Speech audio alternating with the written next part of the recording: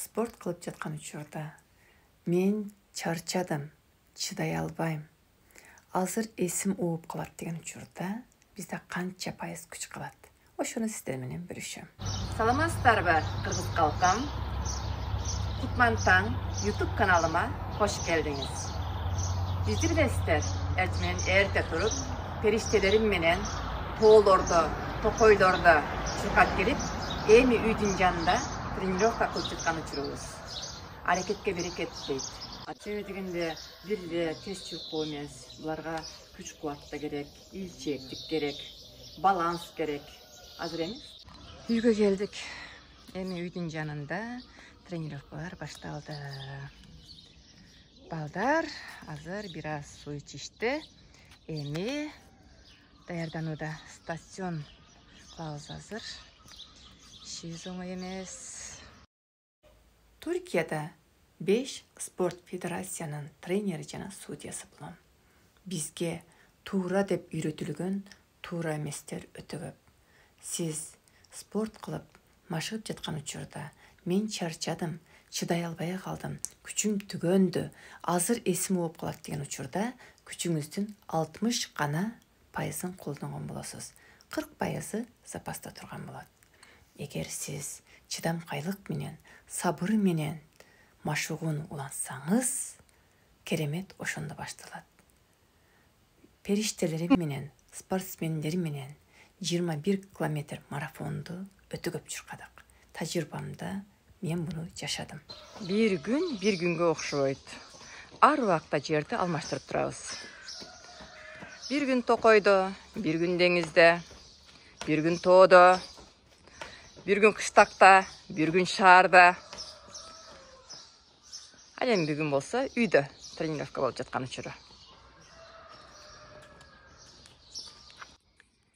Бир эле аутизм балдарда эмес, жалпы адамдарда ушуну көрүп атам да.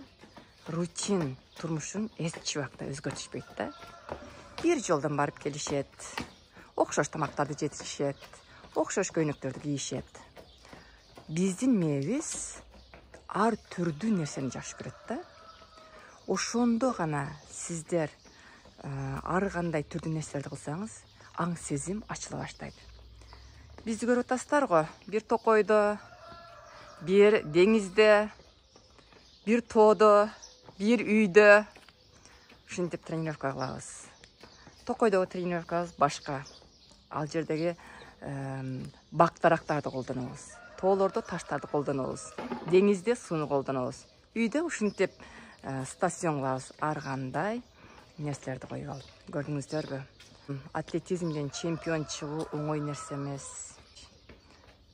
10, 15, 21 километрда международный чемпион чыгуу да оңой эмес. Ар убакта ушуну менден көп угасыздар.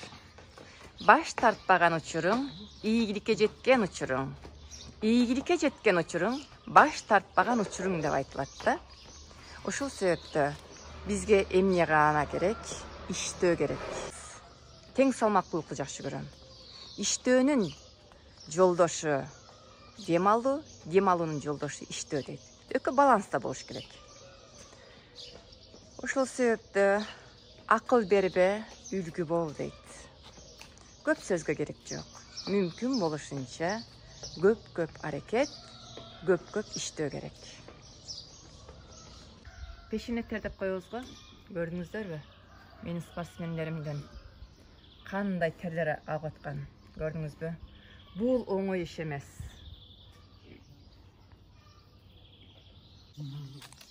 Тренировка бүттү. Бардыгын топтоп жаткан учурлары. Булар өздөрү топтошот, өздөрү коюшат. Канча жылдан берки буга үйрөнүштү. Эмгек керек, эмгек. Улантуу керек. Бардык адамдар ишти баштайт, бирок уланта алышпайт. Мен адамдардын эмне кылып атат, кандай кылып атат, ал мени кызыктырбайт. Мени кызыктырган жыйынтык. Күнүбүз шаңдуу, берекеттүү, өтө көңүлдүү өтсүн. Бүгүнкү биздин тренировка бүттү. Barыңыздар жакшы калыңыздар, аман калыңыздар. Бары эң сонун болсун.